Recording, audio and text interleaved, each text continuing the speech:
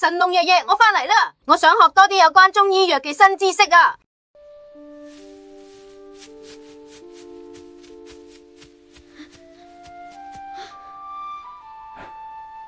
你返嚟啦，我哋開始今日記中醫藥知識小課堂啦。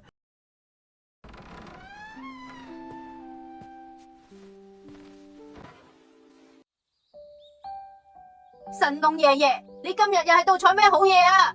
係一樣好寶貝，叫當歸。等爺爺同你講，呢個就係當歸啦，屬於傘形科植物。我哋用嘅係佢乾燥嘅根部。哇，佢個樣好似細細條嘅樹根噶。最好嘅當歸係甘肅文縣出產，斷面有細紋，聞起身有淡淡香氣。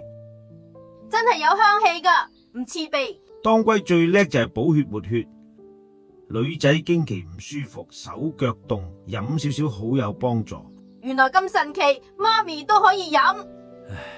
除此之外，佢仲可以潤腸通便，調理氣血。老人家或者氣血虛嘅人都適合。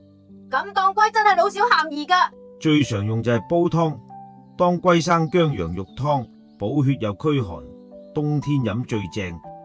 好想飲啊！爺爺教我煲啦。亦可以切片浸水，磨粉沖服，但係記住每日3到10克就得，唔好過量噶。